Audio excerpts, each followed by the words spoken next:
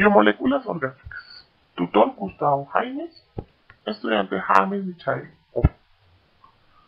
Las biomoléculas orgánicas son compuestos orgánicos que constituyen a todos los organismos vivos, tanto unicelulares como pluricelulares. Estos están conformados por 4 tipos de elementos químicos principales, que son el carbono, el hidrógeno, el oxígeno y el nitrógeno. Estos se pueden encontrar en diferentes proporciones dependiendo del individuo. Una de esas moléculas orgánicas son el agua, que es un compuesto líquido más importante, por no decir el fundamental, para todos los procesos vitales de todos los seres vivos: respiración, circulación, excreción, etc. Un ejemplo de esto, en cuanto constituyente en el agua, las medusas son algunos de los organismos que el 95% de su cuerpo se encuentra constituido por agua. En el caso de los humanos vamos a encontrar distribuciones diferentes. A nivel de huesos vamos a encontrar un 20% y a nivel de células casi un 85%.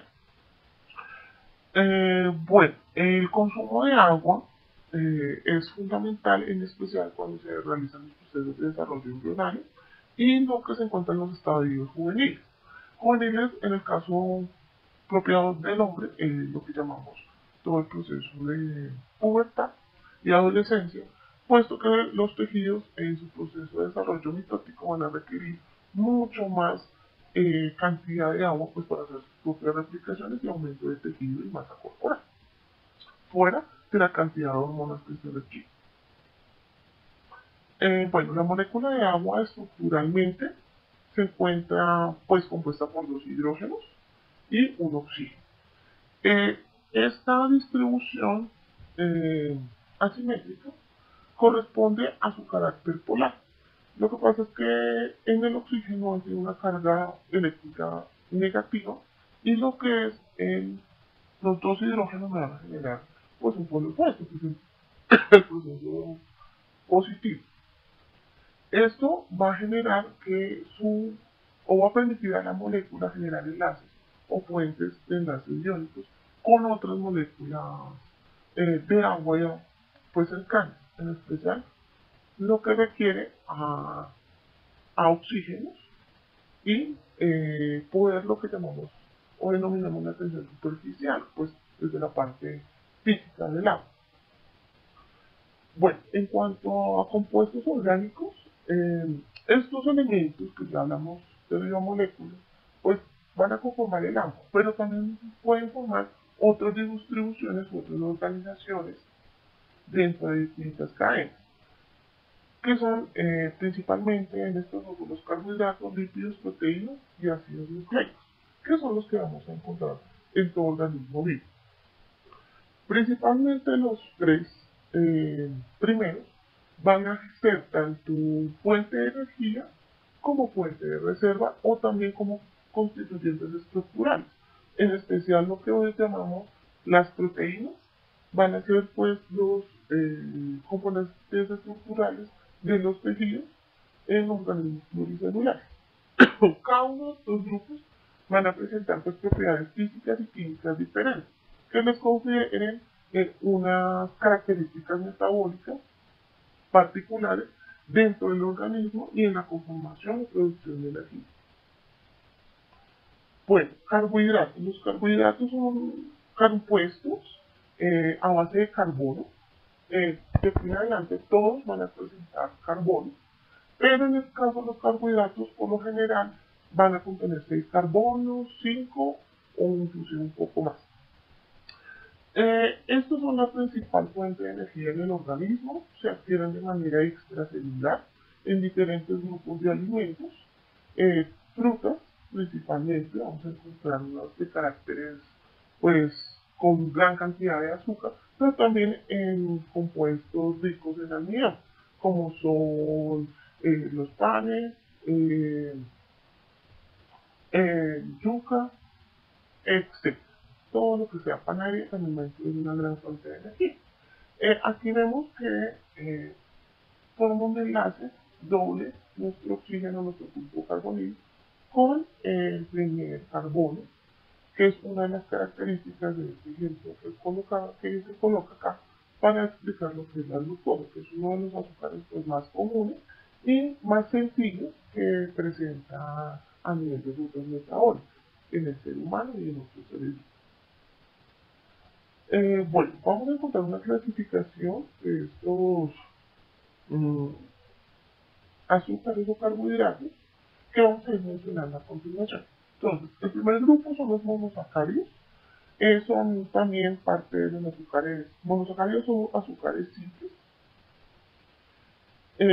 Vamos a tener aquí dos principales grupos, que son las aldosas y las cetosas. Las aldosas se configuran principalmente porque en sus cadenas carbonadas el grupo carbonilo se va a encontrar ubicado en el primer carbono. En el caso de las cetosas presentan la misma distribución, sin embargo, el grupo carbonilo siempre se va a ubicar pues, en el segundo carbono.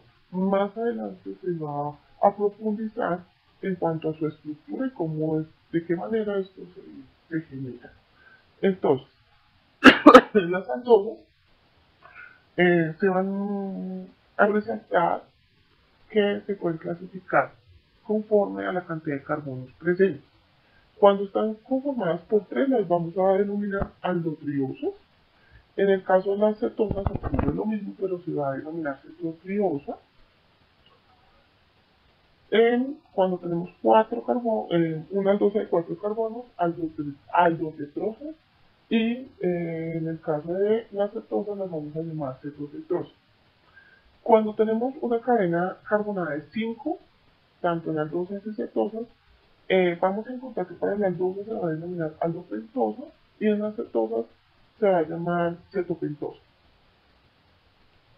En el caso de las configuradas por 6 carbonos, vamos a llamarlas aldohexosas y en el caso de las cetosas, cetohexosas.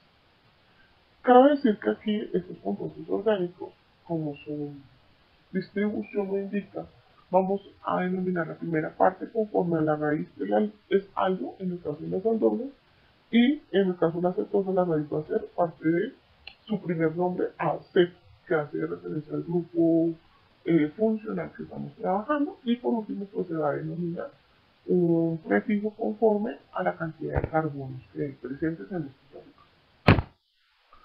Bueno, en el caso de estas dos azúcares que conozco aquí, vamos a ver que en su fórmula molecular vamos a encontrar que tenemos 6 carbonos, 2 hidrógenos, 6 oxígenos. Exactamente igual al del compuesto de la derecha. ¿En dónde radica la diferencia entre estas dos moléculas? Principalmente cuando realizamos el proceso estructural o la demostramos de manera estructural ambos azúcares. El primero, que está al lado izquierdo, se va, o pues ese nombre pues de glucosa. De aquí va a derivar por una ruta metabólica, pues va a tener una transformación. El grupo carbonilo se va a desplazar hacia el segundo carbono. Este enlace se forma allí. Esto ya hace que el compuesto ya no sea el mismo estructuralmente. Por ende, la glucosa recibe su nombre, pues porque va a presentar el primer enlace del grupo carbonilo en el primer carbono. En cambio, la fructosa va a recibir su nombre con respecto a el segundo carbono ubicado pues allí en el grupo carbonilo. ¿Qué sucede acá? Que son isómeros, que es simplemente movimiento de ciertos elementos con doble enlace dentro de la misma molécula, pero contiene la misma fórmula estructural, por eso les llamamos pues isómeros. Bueno, aquí vamos a encontrar algunos compuestos como son las pentosas. A mano izquierda vamos a encontrar la ribosa y a mano derecha vamos a encontrar la desoxirribosa. Bueno, como lo estábamos hablando en la diapositiva anterior, vamos a observar aquí otro caso de isomería. Pero principalmente puedo enfocarme en lo que es la forma de los compuestos monosacáridos a nivel de su proceso o su fórmula cíclica. Aquí vemos dos pentosas que también son otros dos tipos de monosacáridos. A mano izquierda vamos a encontrar la ribosa, que se caracteriza por ser un compuesto de 5 carbonos, exactamente igual que el de la derecha, pero la única diferencia es un enlace que se presenta con un oxígeno de más, que es en el carbono 3, que ribosa presenta un enlace con hidrógeno. En cambio, la ribosa no presenta este enlace, lo que le confiere una característica diferente en sus propiedades químicas y de asociación con otros compuestos. Por ende, van a cumplir funciones distintas en las rutas metabólicas respecto a la producción de energía. Un segundo grupo de los monosacáridos son los disacáridos. Estos compuestos eh, se caracterizan principalmente porque son azúcares de 6 carbonos. Por eso aquí un ejemplo claro es la glucosa, de la cual se puede esta reorganizar y generar otros compuestos, como por ejemplo la maltosa, que es un compuesto cíclico formado por dos moléculas de glucosa, como se observa acá. O sea, disacárido es el que está compuesta por dos moléculas de glucosa, por eso la maltosa es una, nada más que se forman enlaces alfa respecto a los glucocarbonídeos. Y la sacarosa, que son, pues es el azúcar común, el azúcar de mesa, o también azúcar refinado, también se lo puede conocer. Eh, esta molécula también es resultado de dos tipos de azúcares, pero en este caso vamos a observar que tenemos a mano izquierda eh, una molécula de glucosa, pero aquí vamos a tener un enlace con un segundo azúcar que es la ribosa, que nos va a producir pues, la sacarosa o azúcar común. Polisacáridos, como su nombre lo indica, ya no vamos a hablar de dos carbohidratos formados por dos tipos de azúcares, sino pueden ser tres o más. Eh, Sus enlaces son glúcidos principalmente.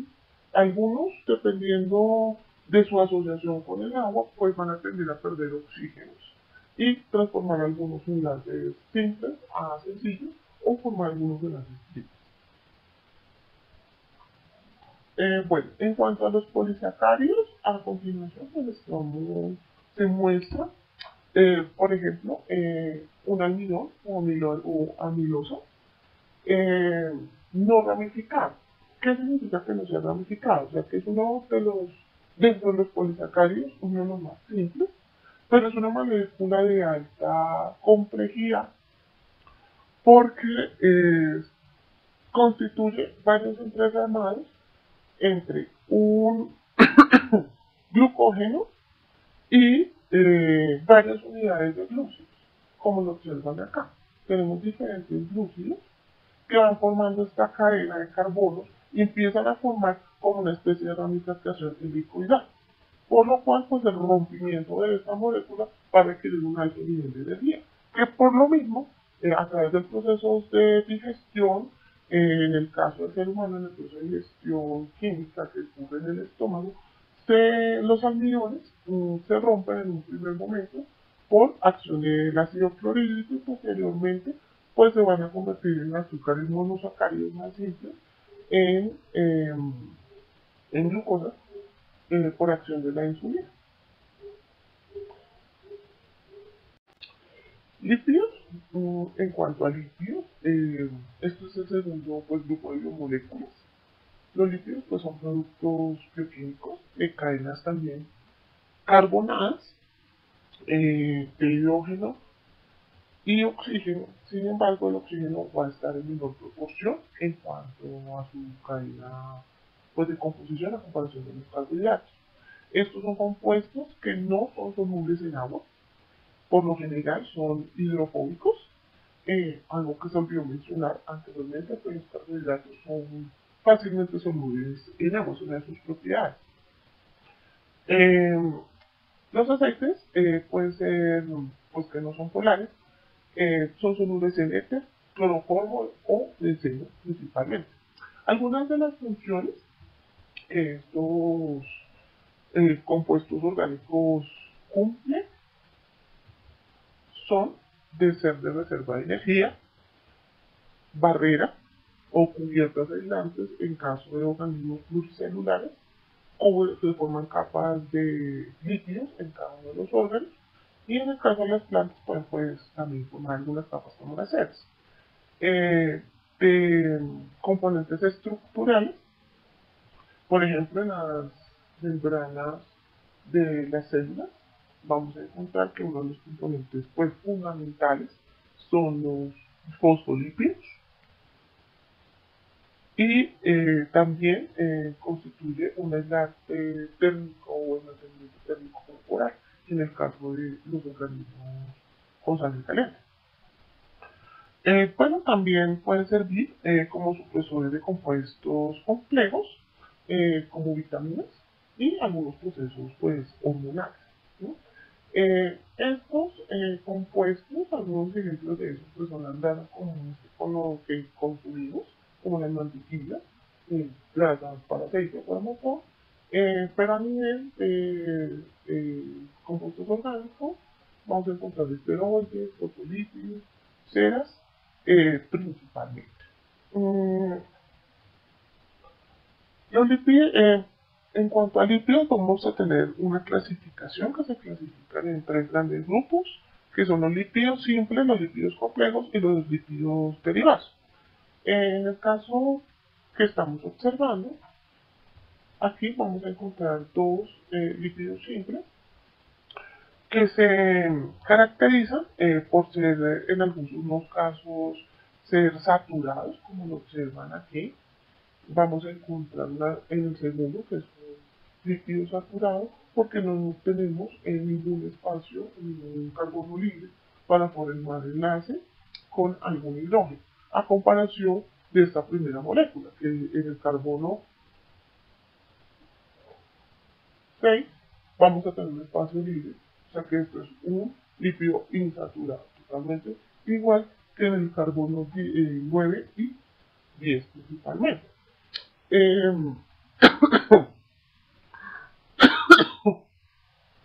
Aquí podemos ver que estas dos cadenas son apolares.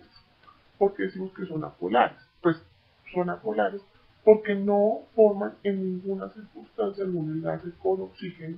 Nuestros hidrógenos, ya sea saturados, pues generan una barrera restrictiva con el oxígeno. Solamente en sus extremos, los carbonos, forman algún tipo de enlace con el grupo carbonílico.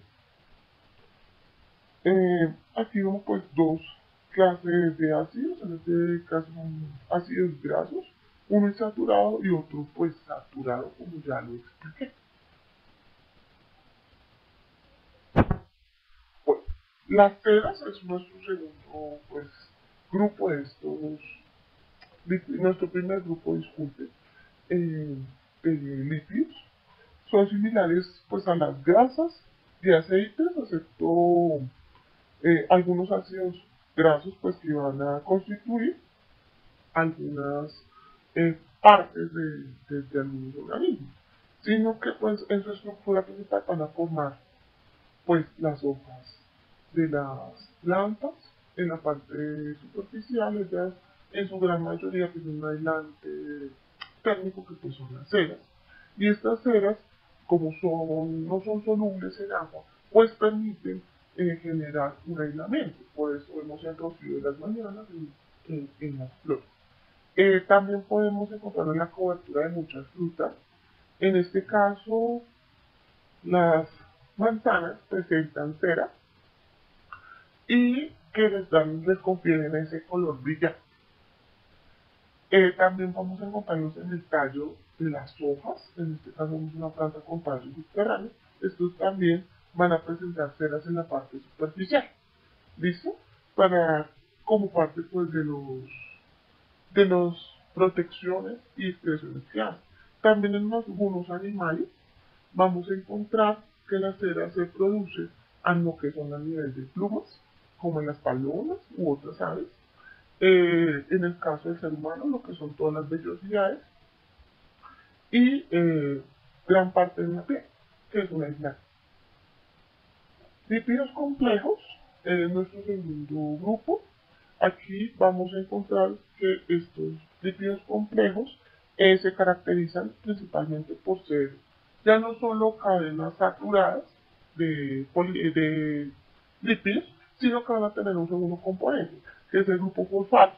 Entonces se les va a conocer como fosfolípidos, eh, que pues como lo observan en su parte estructural, eh, son compuestos antifáticos porque van a presentar pues otros componentes o enlaces llamados gliceroles, a los que se unen pues algunos ácidos grasos. Estos lípidos son muy primordiales en el momento de la constitución de las membranas celulares, puesto que ellos son los que son uno de los principales componentes de la membrana celular que le posibilita ser selectiva con las sustancias que entran y salen, puesto que en su parte estructural, pues acá vamos a encontrar el grupo fosfato y en la segunda parte vamos a encontrar estas estructuras semejantes a colas que van a ser hidrofóbicas o cabezas apolares, cabezas no polares o que no son afines con el agua. Por ende, pues generan esa posibilidad de semipermeabilidad en la membrana celular. Bueno, otros grupos, otros tipos de fosfolípidos, en estos vamos a encontrar los esfingolípidos, que son lípidos estructurales de membrana, no tan distribuidos como los fosfolípidos, pero sí se encuentran en menor proporción. Estos van a tener unas cabezas más polares, más afines, en la parte interna de la membrana celular, en una de las capas, lo que corresponde al medio pues, interno, lo que le va a permitir ser un poco tolerante a la presencia de agua que reside en el citoplasma. Aquí vamos a encontrar que no vamos a tener un grupo fosfato, aquí sino un grupo amino, que es característico de los esfingolípidos. Entonces, estos esfingolípidos también pueden constituir lo que son hormonas y transporte de proteínas. Bueno, la esfingosina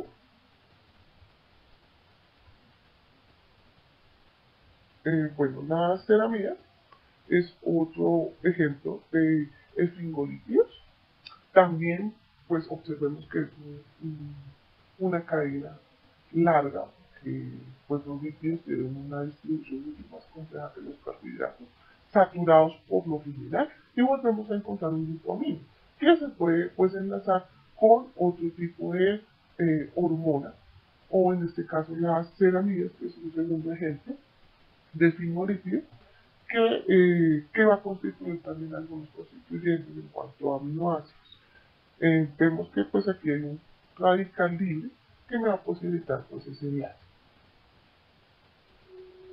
Lípidos derivados, que es otra de los tipos de lípidos complejos, pues son lípidos que no se clasifican en ninguno de los otros grupos anteriores. Son grupos de mayor complejidad, pero no. Lípidos derivados es otro grupo de lípidos complejos.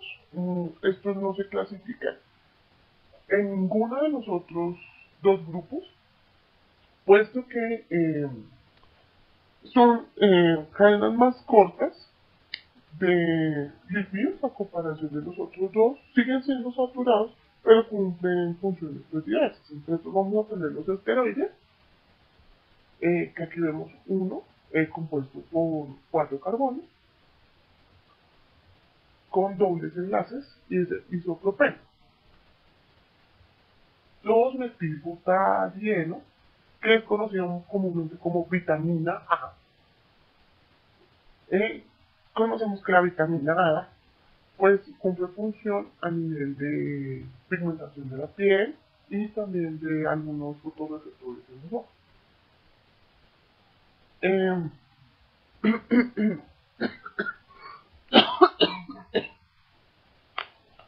Aquí vamos a tener otro constituyente que es la conformación de la estructura de los lípidos derivados. ¿Esto es cómo se obtiene? Se obtiene a partir de un fenantreno. El fenantreno es un tipo de compuesto eh, carbonado fosfolípido de alta complejidad estructural. Y el ciclopentano, que es un tipo de azúcar que se adiciona aquí. Por ende, cuando se juntan por procesos metabólicos o vías metabólicas, vamos a tener un ciclopentano peptidofenantreno. Por el como el que están observando, es como es la mezcla o la unión entre un azúcar y un lípido de menor cantidad. Por eso se requieren menos carbonos al momento de este enlace. Y eso pues también es lo que constituye la complejidad en las sustancias producidas por los organismos vivos para sus procesos metabólicos. Eh, otro compuesto importante son el colesterol. El colesterol se encuentra en es un líquido que se encuentra en algunas membranas plasmáticas y algunos tejidos corporales. Principalmente en animales lo vamos a encontrar en mayor proporción, es prácticamente exclusivo. Y pues obviamente en el ser humano que se incluye allí. También vamos a encontrar en el plasma sanguíneo de los vertebrados como principal transportador en cuanto a hormonas y mensajes pues, electroquímicos o neurotransmisores también.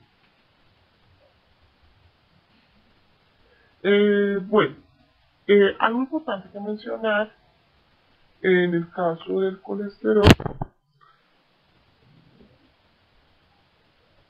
es el grupo que se denomina esterol, pues porque en las células de los animales pues van a construir pues, las membranas, son en mayor proporción, son moléculas más pequeñas, carecen de flexibilidad y va a posibilitar pues la longitud o la unión de otros lípidos a esta misma molécula a través del grupo esterol. Bueno, también hay otros lípidos conocidos como carotenoides, que son pues lípidos que proporcionan lo que son los pigmentos, también en el caso de las plantas, son los que dan las pigmentaciones a las flores y algunos frutos. En el caso de nosotros va a permitir la coloración del iris y pues también tiene una función principal en cuanto a ser antioxidantes. Los carotenoides y la sagnofilia pues también son algunos de estos tipos, producto pues, de ese proceso antioxidante. Las prostaglandinas son otro grupo de lípidos derivados de ácidos grasos de 20 carbonos. Esta complejidad se debe a que las prostaglandinas por lo general las vamos a encontrar como constituyentes hormonales, principalmente de glándulas como la hipófisis, y entre las prostaglandinas vamos a encontrar lo que son las hormonas gonadotropinas que se constituyen por este tipo de moléculas. Bueno, Bueno, otro grupo importante son las proteínas. Antes de entrar a las proteínas es importante aclarar que en los lípidos, eh, cuando el organismo carece de fuente de alimento externa, como configura pues, reservas de energía en diferentes lugares del cuerpo. Estos van a ser la segunda fuente de extracción de energía del cuerpo, lo que significará que se va a extraer energía de estas reservas para producir energía ATP. En el caso de las proteínas se van a configurar como el último recurso del organismo para poder extraer o fabricar energía para su propio mantenimiento. Estas proteínas son moléculas principalmente formadas por cadenas de aminoácidos que se constituyen en enlaces peptídicos o los llamamos enlaces peptídicos o peptidopeptídicos. Su orden de exposición pues depende de las características del código genético. Todas las proteínas están pues compuestas por carbono, hidrógeno, un grupo carboxilo y el grupo amino, que es el que va a formar lo que es el grupo PEP. Algunas funciones de las proteínas en los organismos pues son que pueden ser catalizadores orgánicos o enzimáticos, que son los que pues permiten una la acción de mayor velocidad en cuanto a los procesos metabólicos hormonales. Son más o menos intermediarios. También pueden configurar mensajes a través de procesos hormonales. También pueden participar en el transporte y almacenamiento de moléculas a nivel celular. También pueden constituir algunos anticuerpos o, bueno, las coberturas, por decirlo de alguna manera, de algunos anticuerpos. Eh, También como componentes estructurales de cada uno de los tejidos u órganos que constituyan pues la molécula en sí. También permiten algunas moléculas de movimiento, como son las proteínas contráctiles, que se encuentran en los músculos o también en las articulaciones, como la de colágeno, por ejemplo. Esta también funciona. Eh,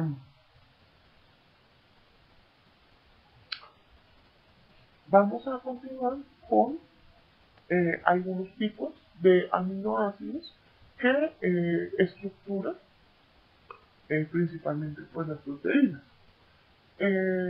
Recordemos que las proteínas se fabrican a nivel celular en algunos organelos que se encuentran en el vesículo endoplasmático rugoso, que los conocemos como ribosomas. Ellos son los encargados a nivel celular de crear estos mensajes o estas proteínas que van a ser pues también constituyentes del ADN o los mensajes que el ADN pues envía para las diferentes funciones celulares. A continuación pues presento algunos de esos aminoácidos que pueden pues formar las proteínas. Uno es la glicina, otro es la alanina, otro es la valina, la isoleucina y la leucina. Aminoácidos no polares significa que contienen en alguna parte de su estructura un componente de carga pues negativa. Los aminoácidos no polares son aminoácidos apolares son neutros no polares. Contienen un grupo formado por cadenas hidrocarbonadas principales, pues que no llevan ninguna carga positiva ni negativa. Son hidrófobos debido a la poca interacción con el agua, pues gracias a esa carga electronegativa que proporciona el oxígeno, como lo observamos en la glicina, la alanina y la valina. Por lo general, estos aminoácidos presentan una estructura tridimensional muy compleja. Eh, en este momento cabe resaltar que las proteínas son compuestos con una complejidad muy alta a comparación de los carbohidratos o de los lípidos,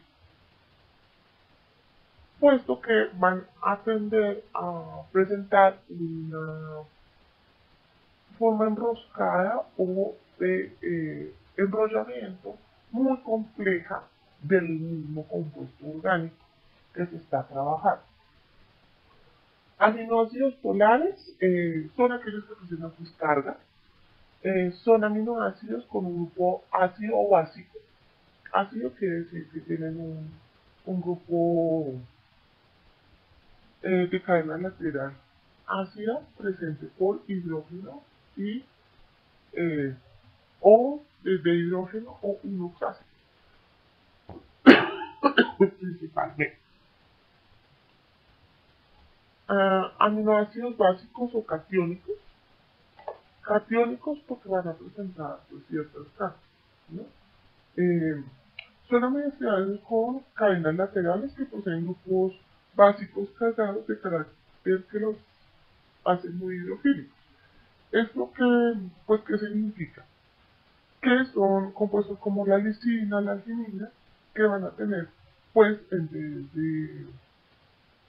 de cargas positivas, van a tener las cargas pues, negativas en sus extremos laterales, que pues, van a permitir formar otro tipo de compuestos. Aminoácidos ácidos, que pues como su nombre lo indica, tienen cadenas laterales ácidas, donde sus terminaciones vamos a encontrar grupos carboxilos, como el ácido aspartico y el ácido glutánico.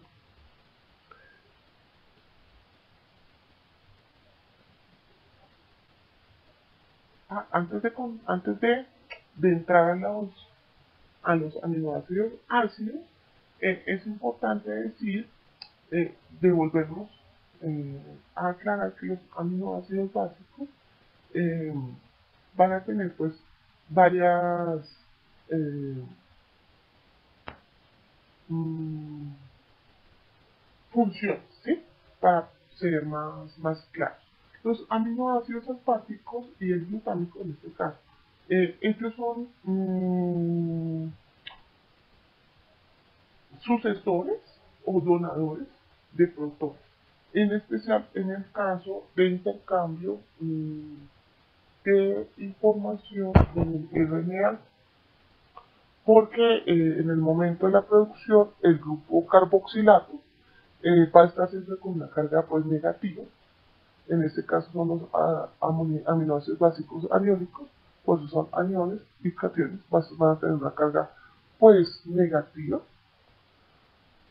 Por lo general se les conoce de manera común como aspartato o glutamato para enfatizar pues el pH fisiológico. Recordemos que a nivel de sangre debemos tener un pH en cierto nivel. Y estas cargas, estas variaciones, van a impedir pues el movimiento de ciertos comportamientos celulares a nivel, en el caso de la sangre, del plasma sanguíneo, pues va a tender a tener otro tipo de cargas. Esto también pasa, por ejemplo, en el caso que las sangres no son compatibles. Esto también pues encontramos que aquí estos caracteres proteicos adquieren pues, con una mayor preponderancia y en casos son un poco más visibles, ¿no? Porque pues al no ser compatibles, pues estos se van a rechazar y lo que conoceremos como va a hacer que se exploten los glóbulos rojos que no sean correspondientes al aminoácido que presentan los glóbulos rojos del otro grupo, al que se le está insertando pues la misma sangre.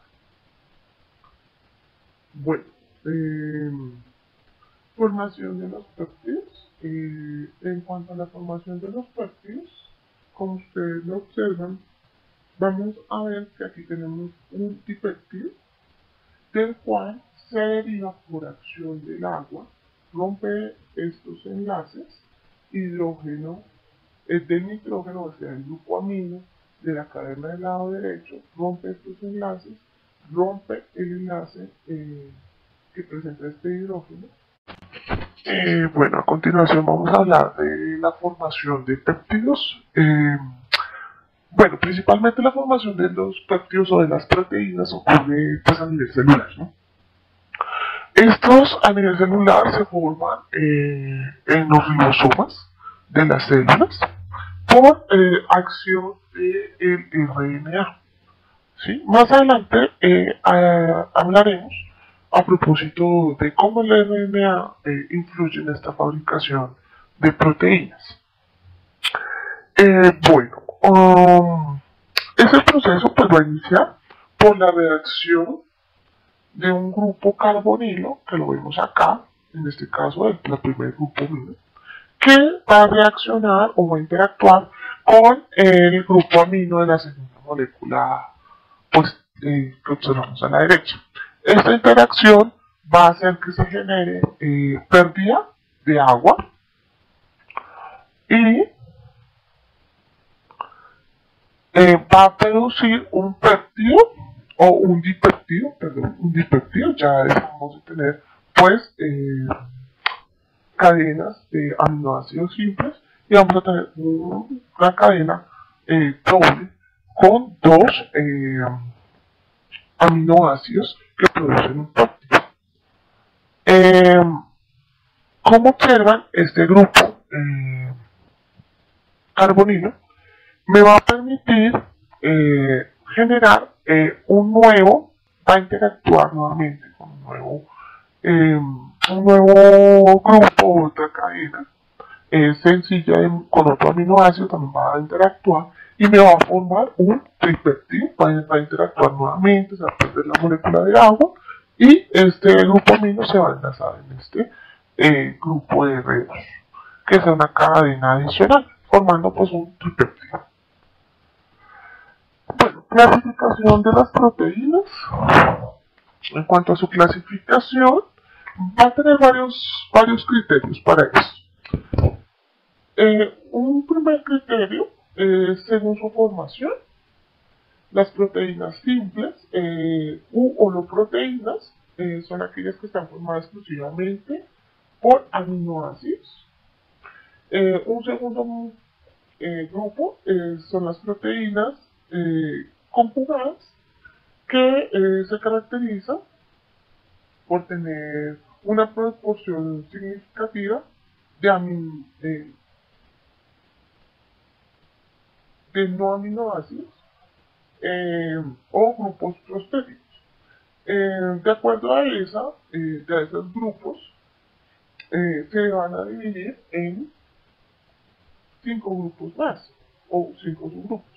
Uno son las glicoproteínas o glucoproteínas, que se caracterizan por presentar en su estructura pues azúcares, que estos son aquellos azúcares que se encuentran dentro de la composición de la membrana celular. Algunos ejemplos de estas son las inmunoglobulinas, que son las que pues presentan los glóbulos blancos en su superficie, o también las inmunoglobulinas también las podemos encontrar en las superficies de los glóbulos rojos, que son los que van a determinar su carga positiva o negativa y el grupo de reacción. Otras pueden ser el colágeno, que es el que se está constituyendo en el cabello y las uñas, inclusive en las articulaciones. Y pues algunos proteínas de tejido conectivo, como tendinones, ligamentos. Aquí vamos a encontrar pues, una gran cantidad de este tipo de proteínas. Otras son las lipoproteínas, que pues como su nombre lo indica, se encuentra la proteína, pero aquí vamos a encontrar un lípido que se conjuga con esta, y pues esto es lo que va a formar las membranas de las células principalmente. Otro grupo son las nucleoproteínas. Las nucleoproteínas son un tipo de proteína que va a encontrar, bueno, vamos a encontrar en su constitución un ácido nucleico Por ejemplo, en el caso de los cromosomas, el proceso de enrollamiento del ADN se encuentra mediado a través de nucleoproteínas que le permiten el enroscamiento en esa forma de exocromosoma.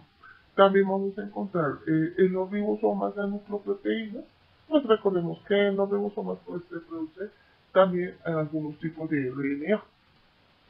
Y también en un caso muy particular, pues en lo que son los virus, estos van a contener también estas nucleoproteínas. Hemoproteínas y cromoproteínas, sí que también se le puede denominar de esa manera. Eh, este grupo de proteínas van a encontrar un grupo G, que el grupo G es lo que nosotros vamos a denominar hemoglobina, mioglobina y ciertas enzimas como los citocromos.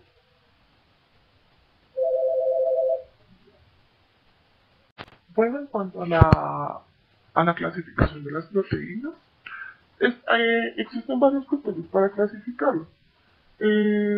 Uno de estos es por su composición, que es lo que presentan en cuanto a su estructura. Se dividen en dos grupos principales, que son las proteínas simples, proteínas conjugadas.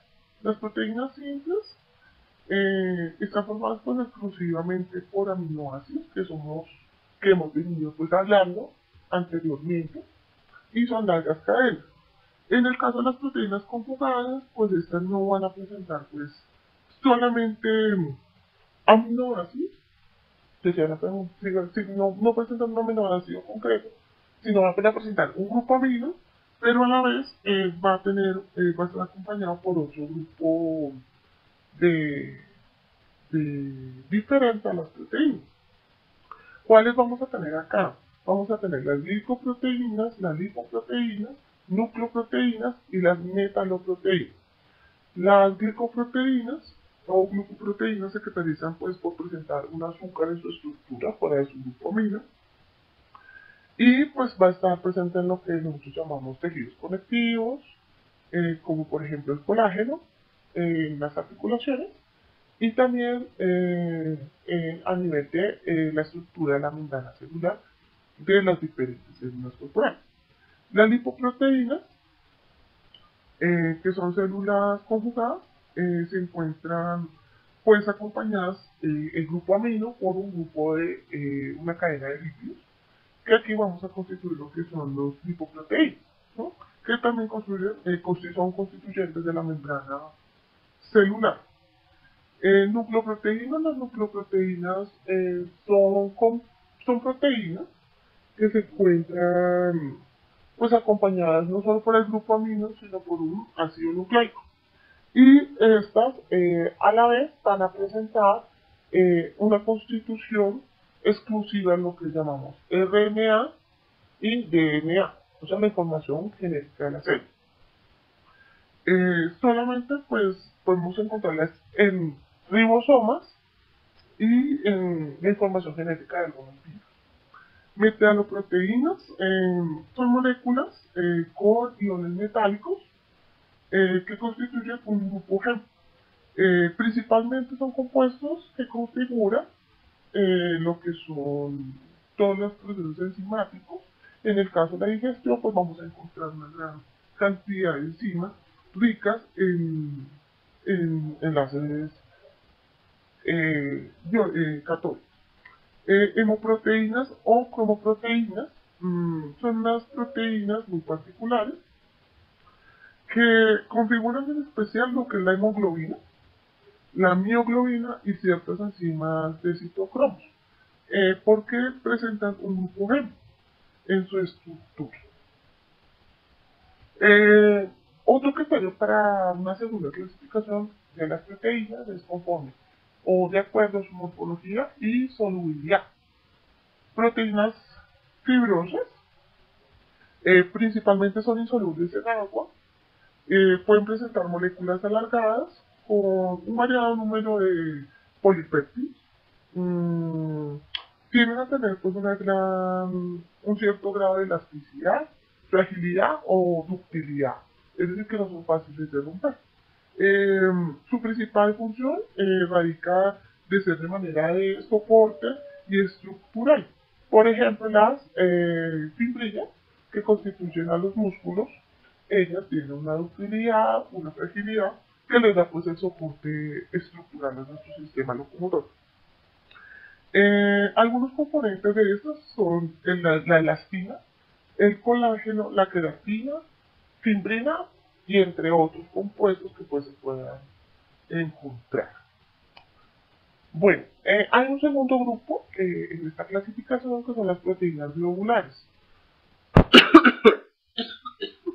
Estas tienden a ser solubles en agua, especial pues, por su estructura polar que hemos pues, descrito anteriormente en algunos compuestos. Eh, la mayoría de estas proteínas son conocidas como globulares, tienen una alta acción enzimática, en especial lo que se refiere a las proteínas del plasma celular, ¿sí?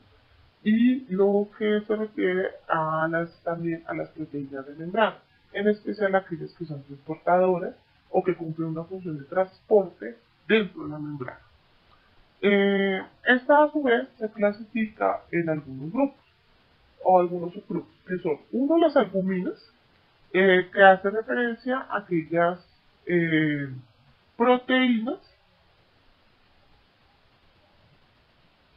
que tienden a tener como una reacción coagulante a la acción del calor y se tienden a precipitar o a desaturar cuando se encuentran en ambientes salinos o su medio externo se encuentra pues con un exceso de salinidad. Algunos ejemplos son la lactoalbumina, albumina del suero y la opoalbumina. Que la albumina, por ejemplo, ahí la vemos que en acción de calor se tiende a solidificar, que la albumina pues es lo que nosotros conocemos comúnmente como clara de huevo. Las globulinas, que es nuestro segundo subgrupo, escasamente son solubles en agua, se diluyen más en medios salinos. Se encuentran presentes algunas de estas, son las seroglobulinas, que es parte de la sangre, las ovoglobulinas y las inmunoglobulinas.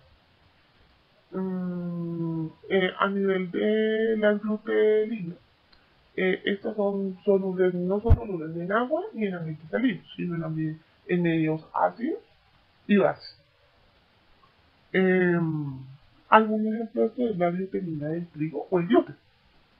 Ellas son un tipo de estas proteínas. Son muy complejas y presentan una formación casi terciaria cuaternaria. Prolaminas, que es el último grupo de esta segunda clasificación, son solubles en alcohol, pero tienen que ser solubles en un alcohol no del 100%, sino del 80-75% aproximadamente. Algunas de estas son la cereina del maíz y la gliadina del trigo. Proteínas, de acuerdo a la función pues, biológica, que es un tercer aspecto, de la de la de las proteínas, eh, proteínas estructurales, pues como su nombre lo indica, es parte de las diferentes estructuras y tejidos a nivel del organismo y pues actúan como ladrillos en conforme a la estructura o formación del cuerpo. Se pueden encontrar en diversos tejidos y están compuestas principalmente algunas por colágeno, en el caso de las articulaciones, y también podemos encontrar algunos tejidos pues, elásticos, ¿no? Y claramente un ejemplo es pues, el músculo cardíaco, que también está constituido por proteínas. Otro, las proteínas de defensa, que pues son proteínas que se encargan pues del ataque o la protección fagocítica de otros organismos unicelulares extraños. Estos se encuentran principalmente en lo que es el sistema inmunológico, en los linfocitos T, que son los más potentes y que tienen una fagosidad como la última barrera defensiva del organismo. Otros son las proteínas de transporte que hemos venido hablando al respecto de transporte intra y extracelular que se dan. Algunos pueden ser el transporte de las proteínas transportadoras y las bombas iónicas que también presentan pues este comportamiento. Otra función son las hormonales, que son las que se sintetizan en ciertos órganos del cuerpo, en especial del sistema endocrino, que se encargan de producir un tipo de sustancia proteica. Recordemos que las hormonas tienden a tener una constitución tanto lipídica como proteica. Bueno, en cuanto a las proteínas hormonales, estas se sintetizan o se fabrican en lugares específicos del cuerpo, en lo que nosotros conocemos como órganos diana o glándulas.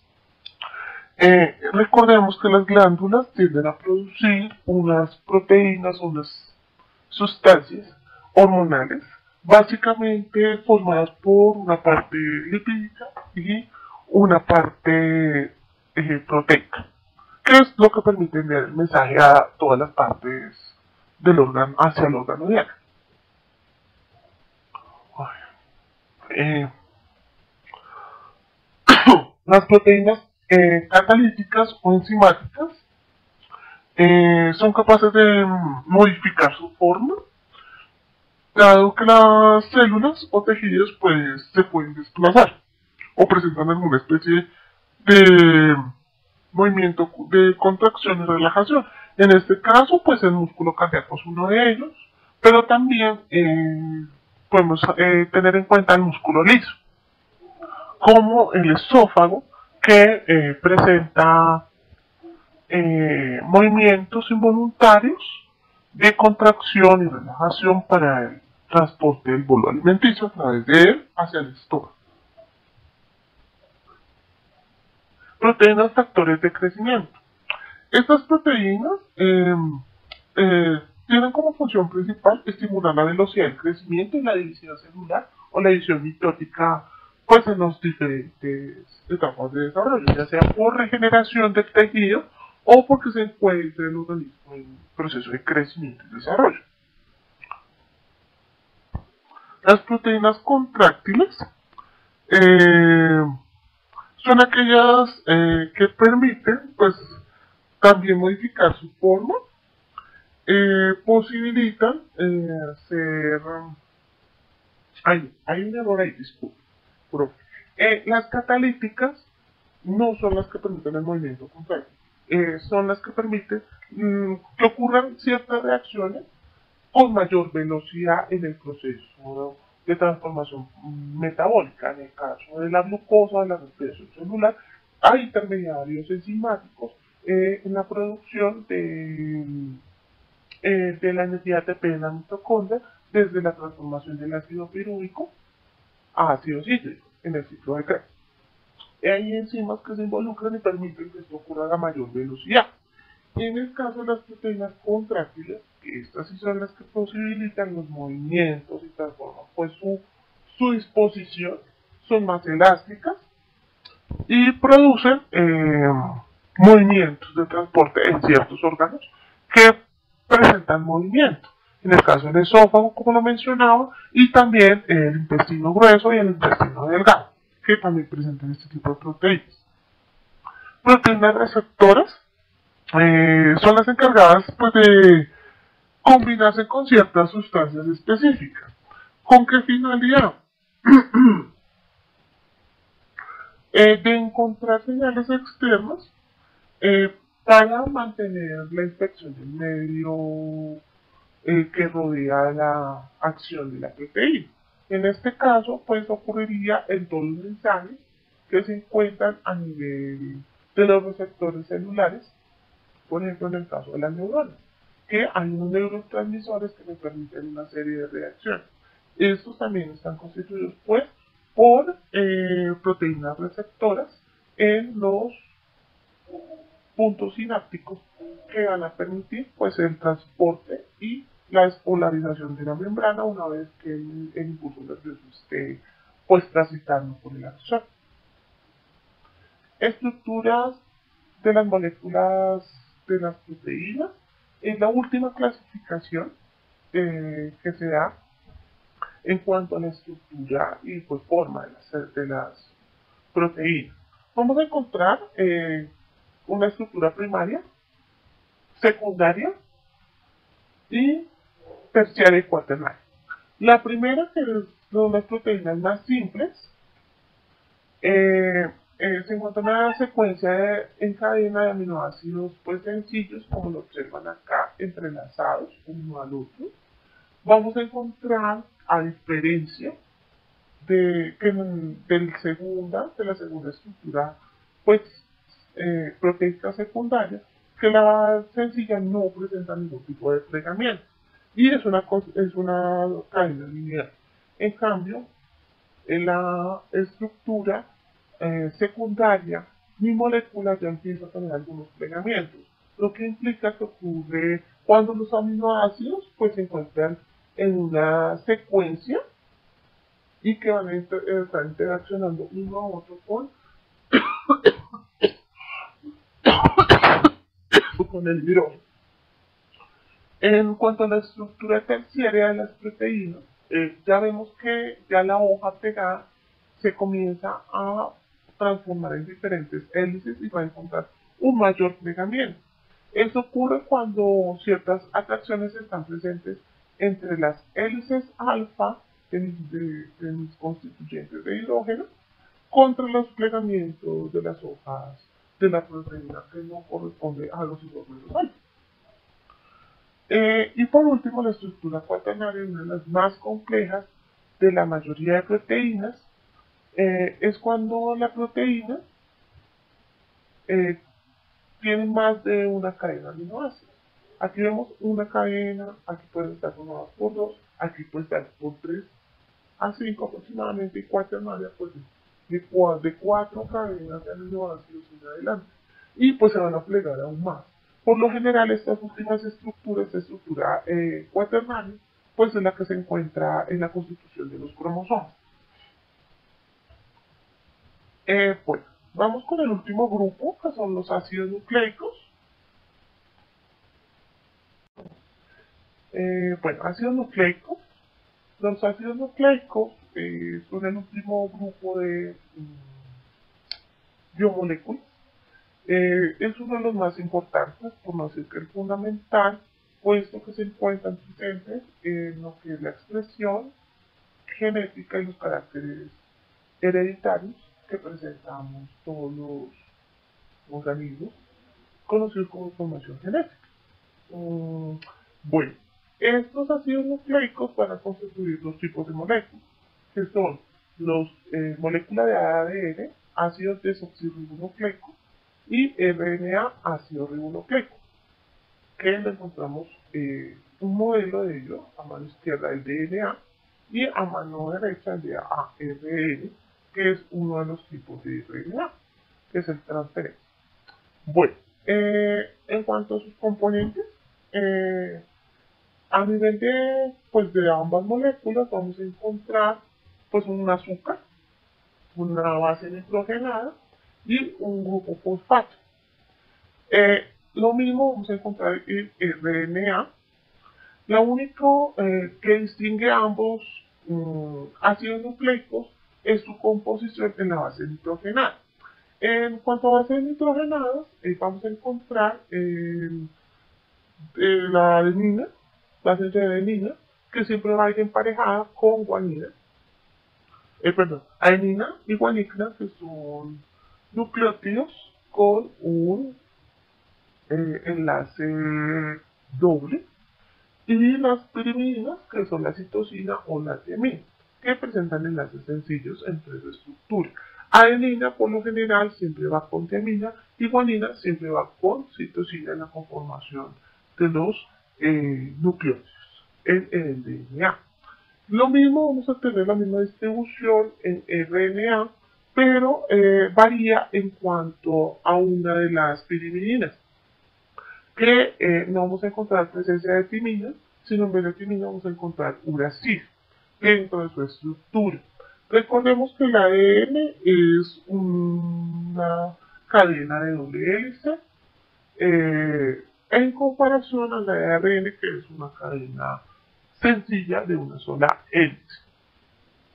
Estructura del DNA. El fosfato da el carácter ácido al nucleótido, que aquí vemos pues el modelo de doble hélice, el grupo fosfato que se enlaza en los extremos. Los nucleótidos se unen por enlaces fosfodiestas, como ustedes ven, uno tras el otro. La base se une por puentes de hidrógeno, por eso adenina siempre hay con tiamina, que es la que puede formar por el enlace doble con citosina guanina, que aquí lo vemos en la parte de la base nitrogenada. Y las bases complementarias también van a estar enlazadas por puentes de hidrógeno y se cierra la cadena con enlaces peptídicos. Tipos de bases nitrogenadas, aquí ya vemos, como lo mencioné anteriormente, que nuestras pirimidinas presentan enlaces dobles entre sí, de su estructura. Aquí tenemos citosina, timina y uracilo, en el caso mencionando una vez al RNA, que solo es y exclusivamente del RNA. En cambio, las purinas, vamos a encontrar que estos presentan pues enlaces sencillos entre su estructura. Perdón, enlaces dobles, y las de purinas enlaces, pirimidinas enlaces triples. ¿Cómo se conforman? Pues como lo habíamos mencionado anteriormente, vamos a tener un grupo fosfato, que son los nucleótidos que se nos unen. Este es el que va a permitir los enlaces fosfodiestos. Una pentosa, que es el azúcar, que en este caso es la desoxirribosa. Recordemos que la desoxirribosa en su estructura molecular en el carbono 2 no va a presentar oxígeno. Y vamos a presentar pues la base nitrogenada, como lo vemos aquí en el DNA, vamos a encontrar pues la base nitrogenada con su base pues complementaria. Complementariedad de estas bases nitrogenadas. Ambas cadenas se mantienen unidas pues, por fuentes de hidrógeno. El número de fuentes de hidrógeno pues, va a depender de la complejidad del material genético. En el caso de los hombres, pues va a tener millones de fuentes de hidrógeno que solo pueden encontrar en un plasmón, por ejemplo. En este caso, cuando vemos adenina y tiamina, pues vamos a encontrar que estos pueden formar dos fuentes de hidrógeno.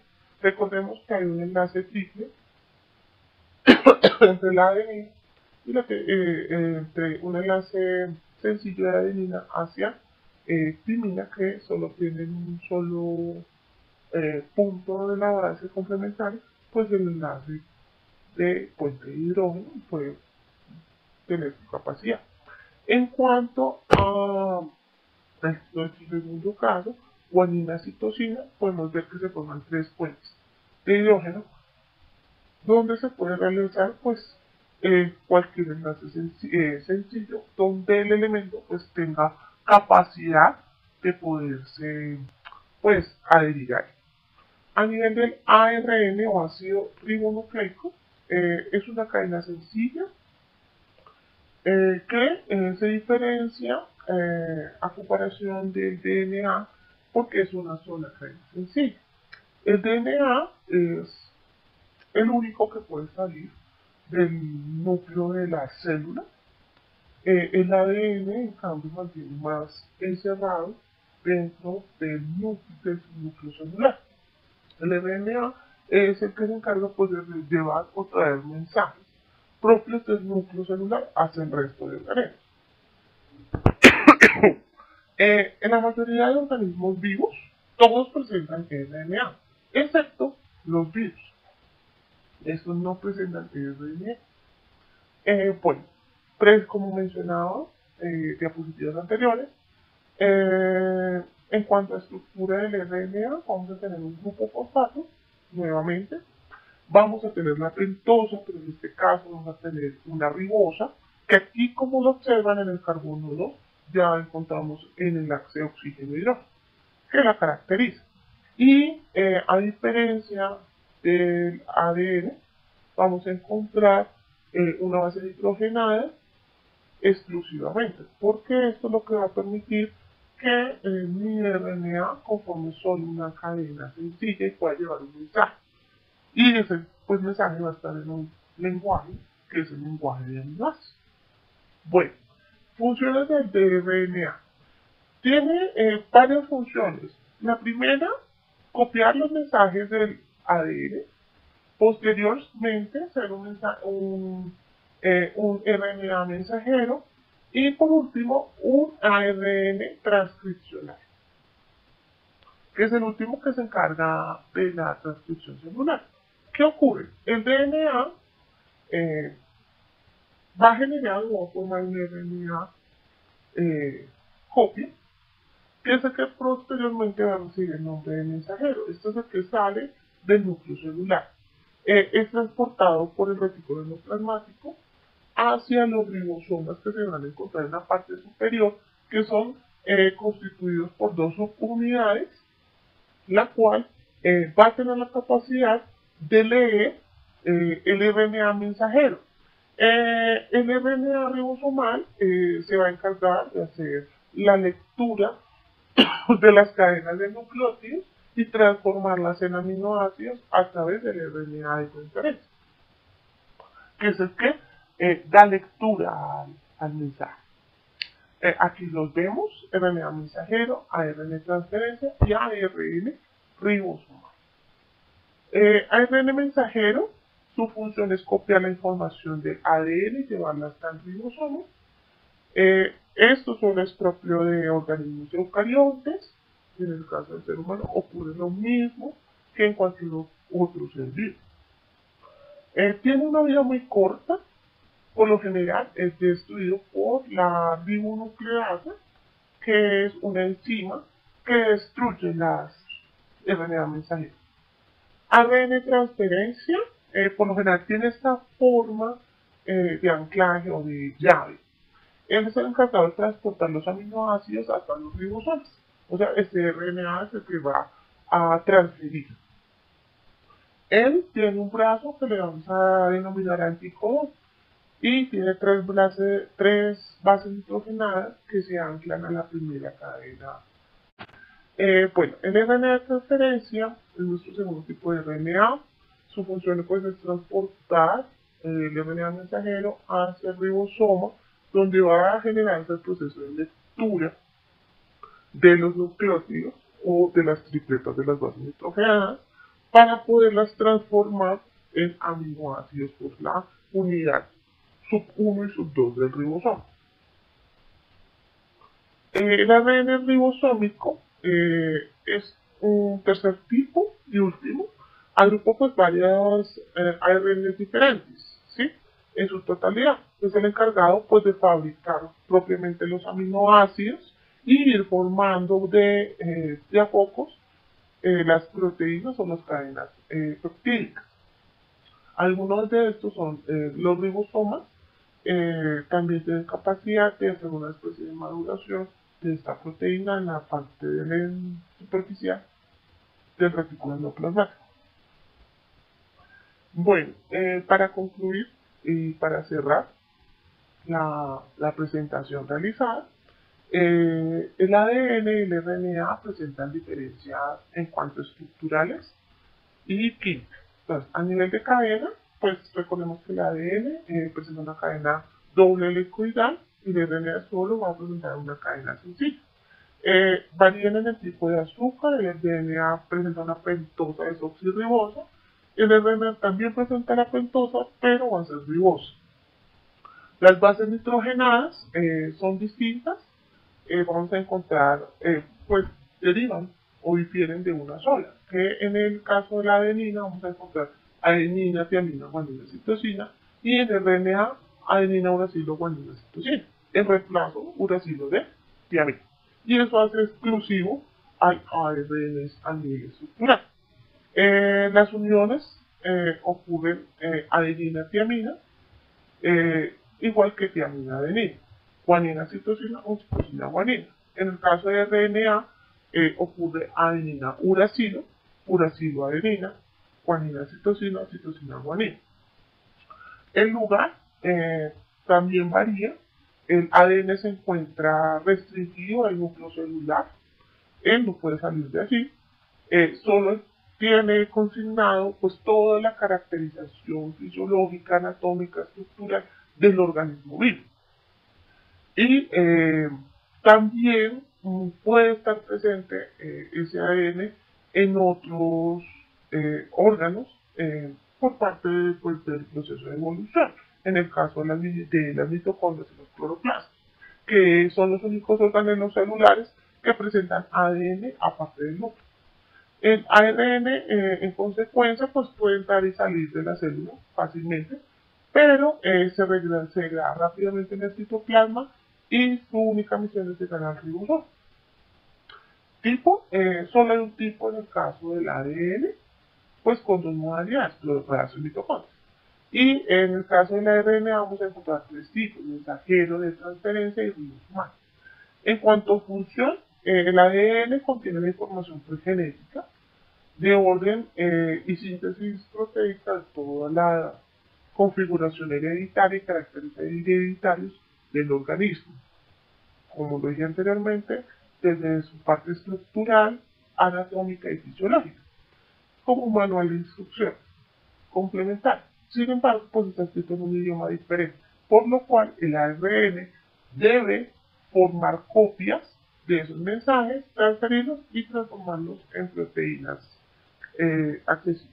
Gracias por la atención prestada. Hasta luego.